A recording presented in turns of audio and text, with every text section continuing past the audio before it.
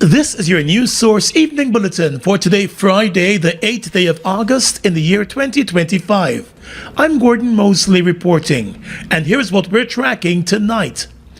The presidential candidate for the APNU, Aubrey Norton, today laid out his party's case to the discipline services as they prepare to vote on the 22nd of August, 9 days ahead of the September 1st elections. At a press conference at Congress Place, Mr. Norton promised increased pay, better working conditions and living conditions, bonuses, and other inducements for the members of the disciplined services. We have listened to the concerns and demands of our soldiers and police. We understand their plight and problems. As the next government, the APNU coalition will respond by increasing their salary by up to 35% with yearly bonuses, raising the tax-free threshold to $400,000 a month in our first year in office, paying out a cash transfer of $100,000 each year in our first year, beginning in our first year in office, increasing the minimum wage and starting salary to at least $200,000 a month. In addition, the APNU presidential candidate said soldiers will enjoy other benefits, such as rent-to-own housing, water and electricity subsidies, and child allowances. He also said the APNU will also ensure promotion and training scholarships are based on merit. Norton said an expert commission will be established under an APNU government to review the conditions of service and to make recommendations of the living conditions of camps and compounds of officers stationed at the various stations. For our soldiers especially, we will provide better barrack conditions, especially those in the infantry units and those serving in border locations. Better equip the Army with modern military equipment and armament, especially for those units protecting our border and ensuring national security. He said there is also a need to upgrade the technical skills of soldiers in areas such as computer technology, construction, and agriculture. For policemen and women, he said his party will ensure all appointments are made without the violation of the Constitution. Norton said he believes that there needs to be a massive overhaul of the Guyana police force. The police force is a stooge of the People's Progressive Party. The police force is misused by this regime. Of course, when we say the police force, we mean the leaders taking instructions, because we know that there are good people in the police force. We know that in large measure the police force supports the APNU and will continue to do so, but they are finding themselves in a difficult position because the PPP is afraid of losing, and they are using every trick in the book to ensure they control and dominate. All I say to the policemen, bear up. A few days left, vote APNU, and you will be free to operate in the country based on the laws, based on professionalism, and you will see the back of this corrupt and unjust regime called the PPP. The APNU leader has also promised to replace the current commissioner of police with someone who he said would command the respect of the entire force. More news coming up in just a moment.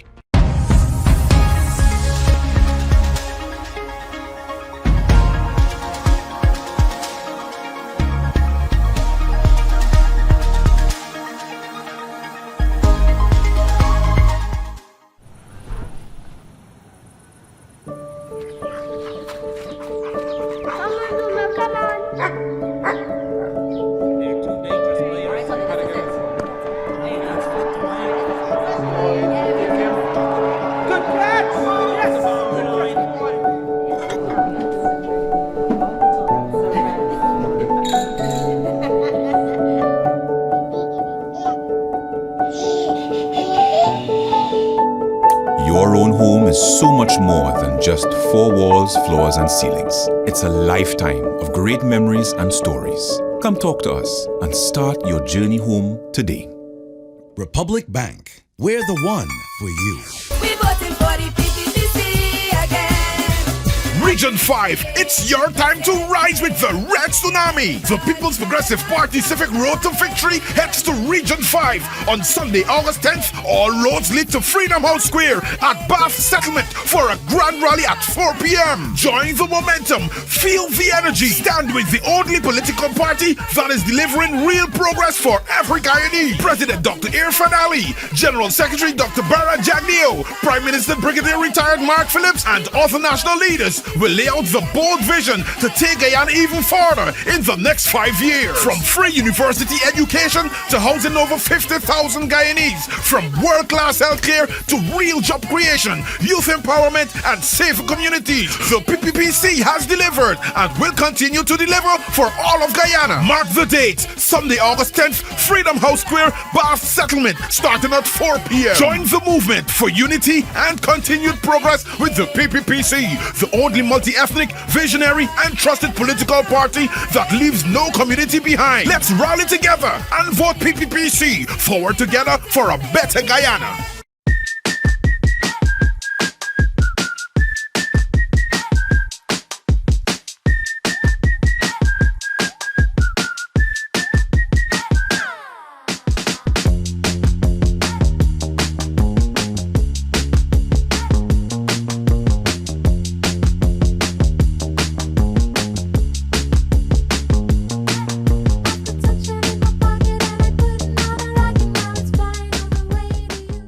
Join us for the International Building Expo 2025 at the Guyana National Stadium, Providence. From August 14th through the 17th, you can explore the latest in building and construction, get tips from the experts, and network with top professionals.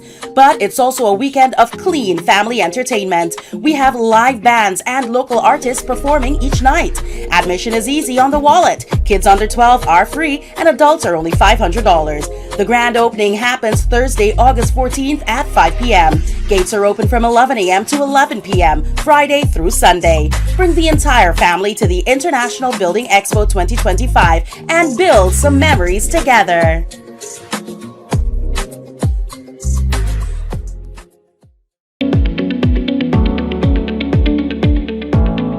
Friend, hi, give me a minute now. I want you to clear something up for me. Okay. What is it, ma'am? Why you look so confused? I hear all this talk about elections and voting, but I really don't understand how this could affect me. All right, it's like this. Once you were registered by GCOM and you were 18 years or older by June 30th, 2025, you are entitled to vote, provided that you are listed in the official list of electors. Well, I registered and I'm over 18, but how I would know if my name is on the official list of electors? That's very easy.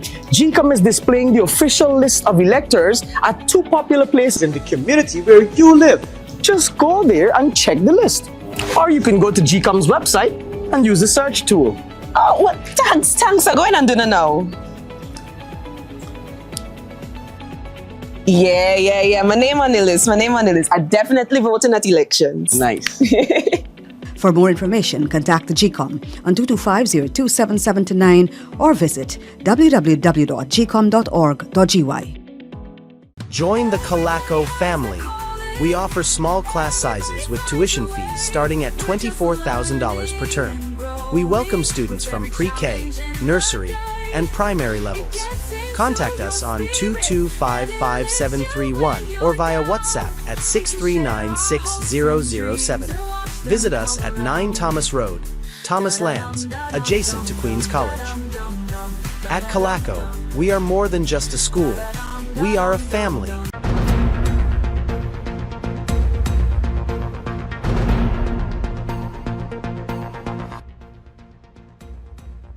An additional 800 police officers are expected to be promoted in the Guyana Police Force in the coming days as a follow-up to the large-scale promotion of the men and women in uniform.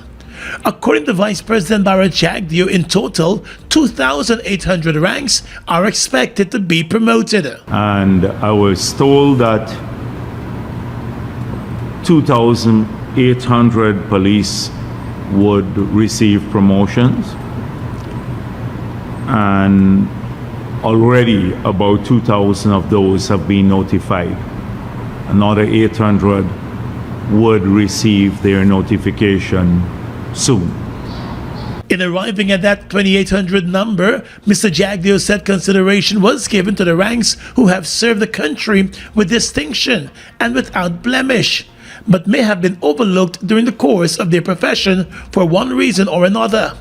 He said a number of police officers have contacted the government, indicating that they too have been overlooked. They may be part of the 800, but I want to assure all of the police who have contacted the president and senior policemen and the Minister of Home Affairs and me too.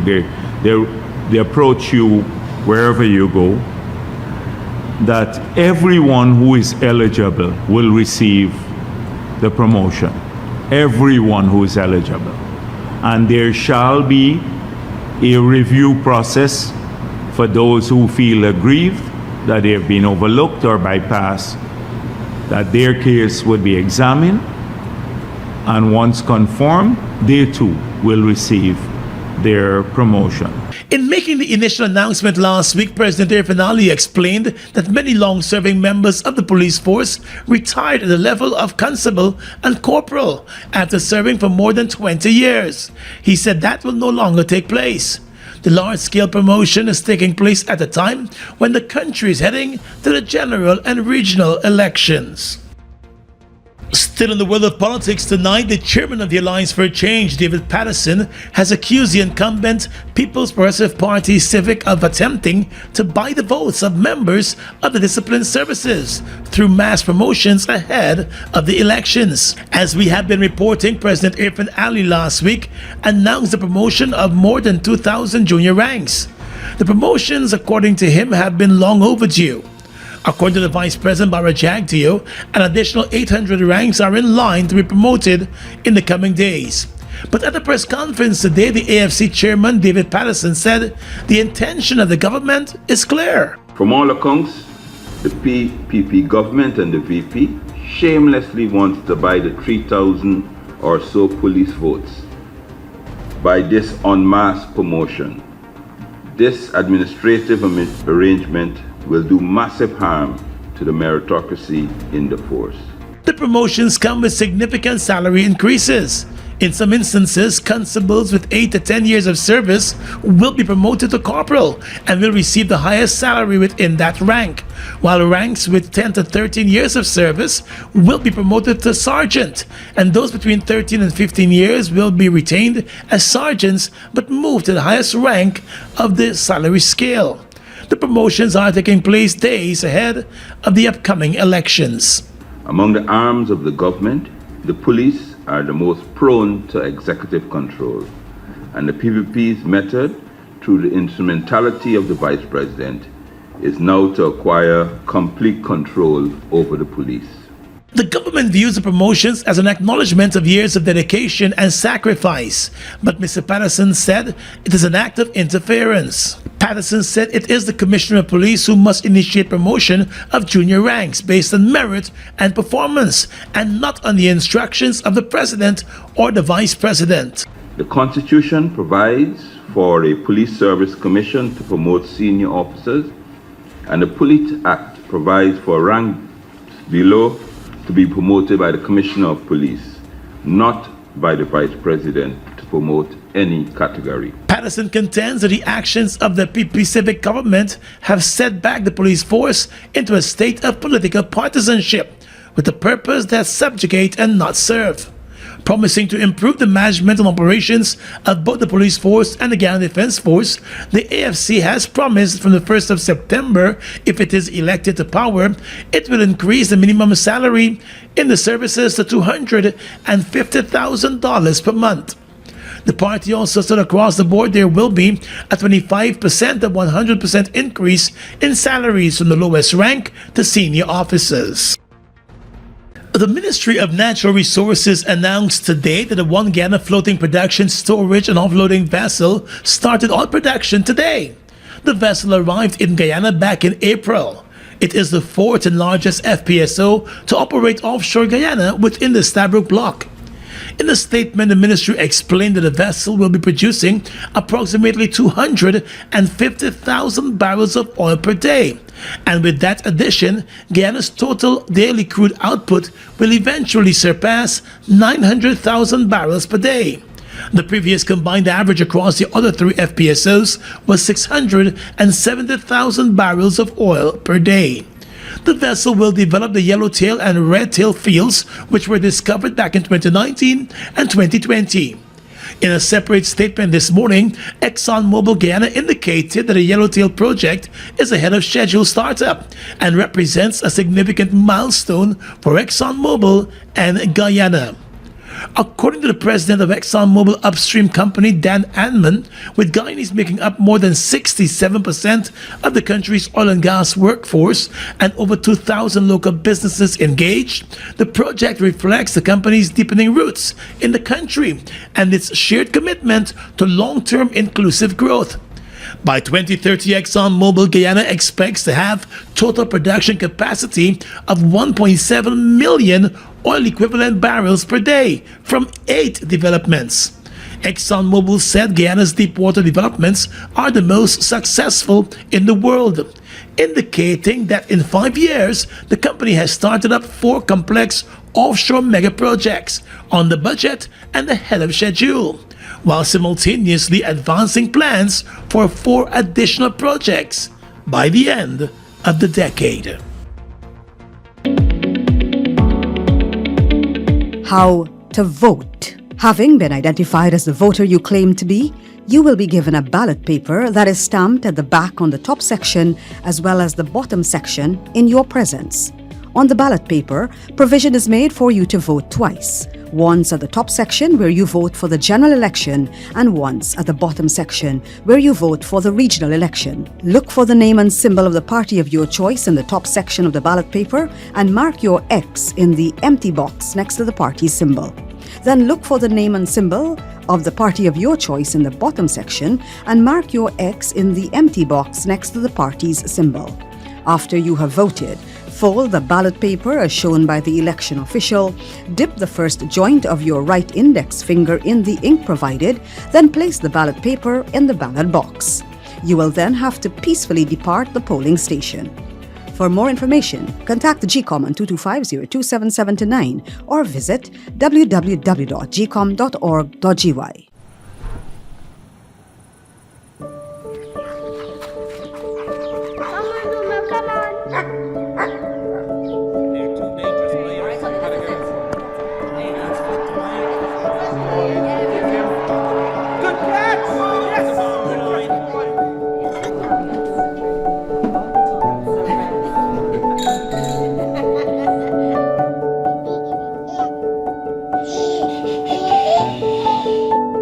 Your own home is so much more than just 4 walls, floors, and ceilings. It's a lifetime of great memories and stories. Come talk to us and start your journey home today. Republic Bank. We're the one for you. We ready, time to remove the curse. The APNU Coalition campaign now moves to Region 10, Linden Town. On Sunday, August 10th at the Palm Tree Cinema Square from 4 p.m. Come hear from our candidates. Come hear about our people-centered development strategy that puts people first. Come hear from our Prime Ministerial candidate, Jurita Fernandez, our presidential candidate, Aubrey C. Norton, and others. On Sunday, August 10th from 4 p.m. Linden Town. The Palm Tree Cinema Square will vibrate with a people-powered campaign. APNU, putting people first. We ready, time to remove the curse. Washi. Hi people. Washing made so easy since I found Washi. Washing me use wash me clothes and I can say Washi soap powder wash clothes so nice. Washi soap powder leave your clothes color bright. Washi soap powder leave me clothes smelling nice, of course. So give thanks to Washi soap powder for doing my laundry right. Keep my clothes color bright. Have my clothes smelling nice for sure. I could not ask for more. Comes in lemon and original. It is a washing machine in a pack. Washi soap powder wash clothes so nice. Washi soap powder leave your clothes color bright. Washi soap powder have my clothes smelling nice, of course. Distributors located in the Starbrook Market.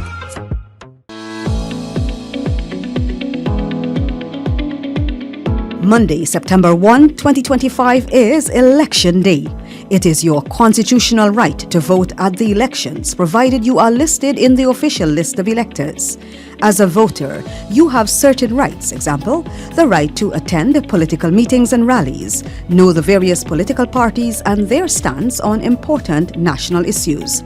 Vote as your conscience tells you. You also have responsibilities which include voting only once for the general election and once for the regional election, respecting the voting rights of other electors, doing nothing to obstruct the election process. Vote early on Election Day for the political party of your choice. For more information, contact the GCOM on 225-027729 or visit www.gcom.org.gy.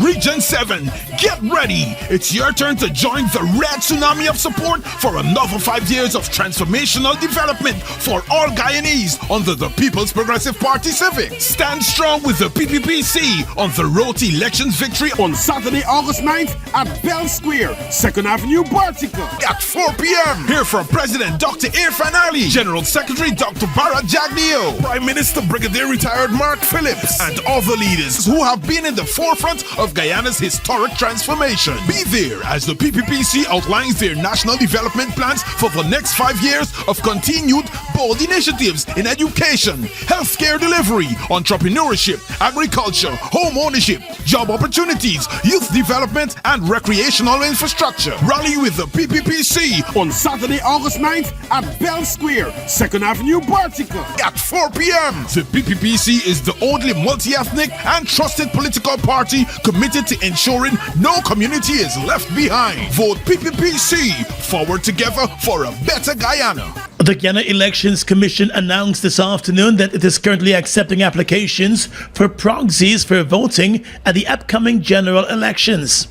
According to GCOM, a voter is entitled to vote by proxy at the upcoming elections if he or she is unable to go to the polling station where he or she is listed to vote on election day, based on the fact that the person might be a rural constable or a member of the disciplined forces performing duties relating to election day and did not vote on the day set aside for disciplined forces balloting.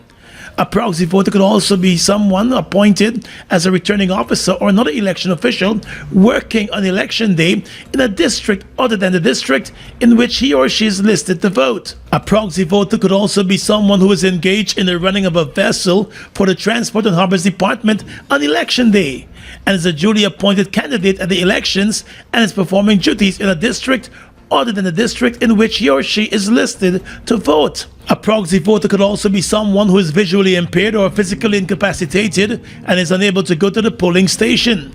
GCOM said the applicant and voter and proxy voter must be listed in the same list of electors to vote at the same polling station. GCOM said application forms to vote by proxy can be uplifted from and submitted to the returning officer or supernumerary returning officer for the district or sub-district in which the applicant, that is the voter, is listed to vote. Application for the appointment of proxy must be presented to the district returning officer no later than the 11th of August. The APNU says it plans to field polling agents at every polling station across the country as the party tries to guard against what it terms potential fraud at the upcoming elections. Last week, APNU presidential candidate Aubrey Norton stated that while polling agents play an important role at polling places, their scope could be limited. He explained that if GCOM or GCOM staff shows the identification card of a voter to the polling agent, the agent might not be able to see the contents of the ID card, which could potentially lead to voter impersonation. At a press conference today, however, he said while those concerns are still valid, his party is moving full steam ahead to train and prepare its agents, adding that it must do what it has to do to protect the system. We have mobilized polling agents for every polling station. But if you are aware of what happens on polling day, somebody might get sick or something.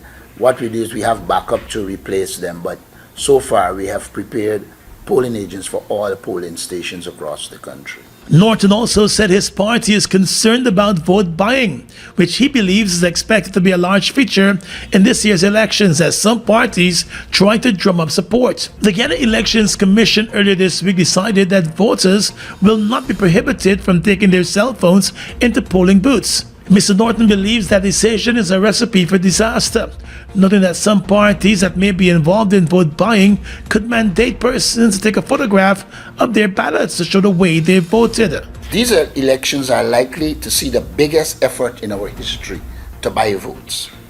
Such a scheme is severely undermined when an elector is unable to provide a photograph of his or her marked ballot to the vote buyer. An election in which votes are bought will not reflect the will of the people. GCOM has warned that taking such photographs would be illegal and constitutes a criminal offense. The APNU leader has advised voters to defy political parties and avoid taking their cell phones into the polling booths. While the presidential candidate of the Alliance for Change, Nigel Hughes, has explained that his party has crafted an economic plan that will see further diversification of the country's economy by investing in key sectors like agriculture, tourism, and renewable energy. In the agriculture sector, Mr. Hughes said an AFC government would invest in a number of international ports in key regions to tap into global markets, such as the $65 billion palm oil industry. By 2030, the palm oil industry is expected to grow to almost $100 billion. While Guyana currently exports palm oil, it is done on an extremely small scale. Hughes believes that by investing in an international port in the Barima-Waini district and other infrastructure to support the production of palm oil, the country could significantly increase its export. We would encourage large and medium-scale palm oil production.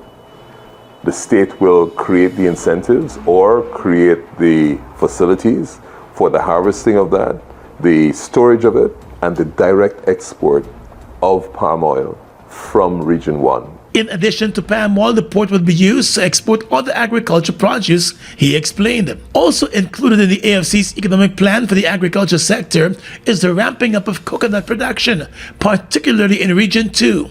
While coconut is grown widely in the coastal regions of Guyana, primarily around the Pomeroon River, Hughes contends that most of the coconut water sold in Guyana is bottled in Trinidad and Tobago. He said the AFC intends to change that by ensuring the majority, if not all, of the country's sweet-tasting coconut water is bottled right at home and exported to other countries. To support this and other products, he said, the AFC would build an international port at Charity. In Region 2, we will put down an international port at Charity. The Pomeroon River is the deepest river in the country. We will put down an international port, and then we will make sure that we have policies in place to increase the agricultural output. According to Hughes, the country's leaders have spoken in the past about the construction of a Goshen highway, but to date it has not materialized. Just this February, the current administration invited bids for the construction of a $1.9 billion Parika to Goshen Road project. But Hughes said an AFC-led administration would bring the project into fruition. The road is seen as important and as an important link between the interior region and the coastal markets. The road, Hughes said, would complement the development of the port at Parika in Region 3. Meanwhile, in Region 4, Hughes spoke about the party's highly touted transportation terminal at Durban Park, the introduction of light rails to address the traffic congestion in the city, and the establishment of a Ministry of Transportation. Region 4, we will make Durban Park the hub, the transportation hub for the country. It will be like the equivalent of a Grand Central. All the traffic coming from all the way to the East Coast, all the way from Criverton will come there. All the traffic coming from as far south as Lethem will come there. And then you'll have, at the East Bank, of course, feeder transportation buses that will feed Georgetown and the surrounding areas. We will put in light rail between Diamond and Georgetown because this idea of adding 10,000 cars every quarter on the existing roadworks is crazy. He also said the introduction of light rails and big buses would significantly reduce the number of cars on city roads while boosting economic activities in the city. He said the AFC would also want to develop another deepwater port at Clonbrook to boost trade and investment. At Clonbrook, we will establish an international port.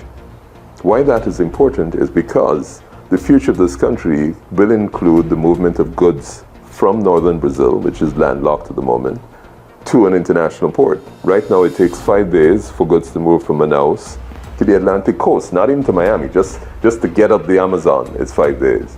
It's 18 to 20 hours if you put that on a 40-foot truck, and once the feasibility is justified, you can put rail eventually. So certainly that port at Clonbrook. The AFC is one of 6 political parties contesting the general and regional elections on the 1st of September. You can see the rest of Nigel Hughes' interview this coming Sunday on Sources with Svetlana Marshall, right here on this platform.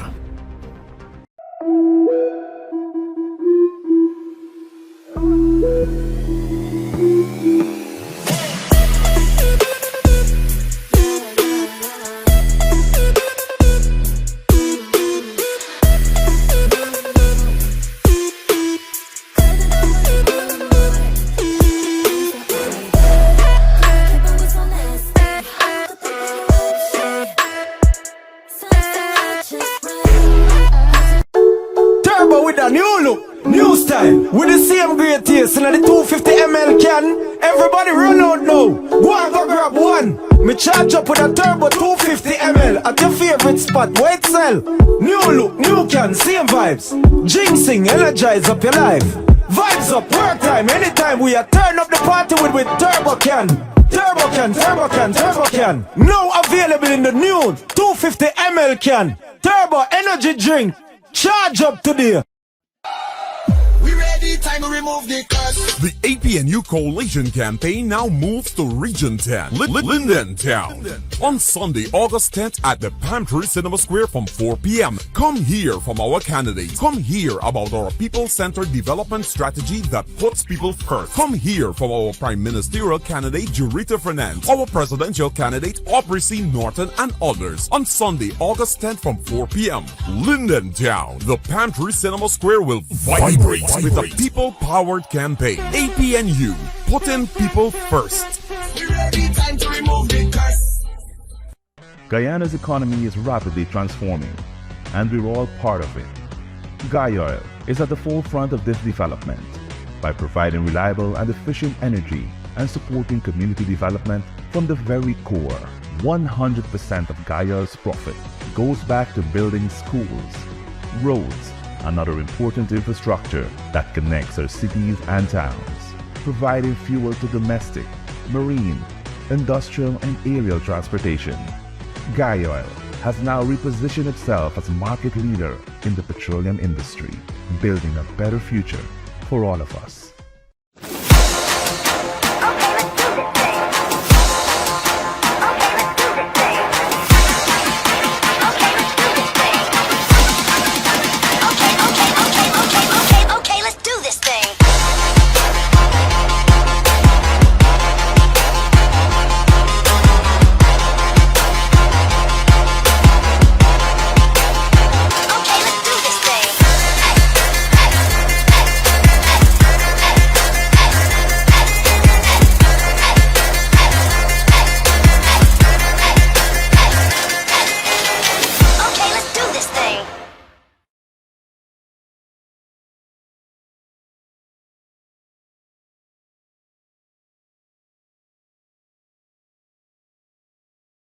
With your regional and international news tonight, I am Svetlana Marshall. In the region, Haitian businessman Laurent Sassir took over his country's leadership Thursday. the last phase of its transition before it is mandated to hand over power to a democratically elected successor, but a top gang leader threatened to topple the precarious government. During his inauguration, he called on foreign allies to do more to help local security forces that have struggled to prevent heavily armed gangs from gaining power and territory. He said, and I quote, "I invite all international partners to increase their support, send more soldiers, and provide more training." End of quote. A UN-backed security force led by Kenyan police deployed to Haiti a year ago, but it has struggled with a lack of personnel and resources. The council has said it has recently contracted a private military company to assist. Bursts of gunfire were heard in parts of the capital on Thursday morning as the head of a coalition of gangs that now controls most of the city threatened to disrupt the transition. However, the inauguration ceremony ended without disruption. The U.S. is offering a $50 million reward for information leading to the arrest of Venezuelan President Nicolas Maduro, U.S. Attorney General Pam Bondi said today. Reuters, in a report, said in a video posted on X, the Attorney General accused Maduro of collaborating with groups like Tren de Agua. The U.S. was previously offering a U.S. $25 million reward for information relating to Maduro, according to the State Department. The Venezuelan Information Ministry did not immediately respond to requests from Reuters for a comment. And finally tonight, international news. Ghana's President John Mahama has promised a full investigation into Wednesday's helicopter crash that killed 2 government ministers and 6 other people. Defense Minister Edward Boma and Environment, Science and Technology Minister Ibrahim Mohammed, both 50, were among those killed when a military aircraft crashed in the central Ashanti region. In a televised address to the nation, the Ghanaian president said the crash represented a personal loss for him. The president confirmed that the flight data and cockpit voice recorders, often referred to as the black boxes, had been retrieved and that the armed forces had initiated a full and transparent investigation. The team was on its way to tackle illegal mining. There were no survivors. This is your news source evening bulletin for today, Friday, the 8th day of August in the year 2025. I'm Gordon Mosley reporting, and here's what we're tracking.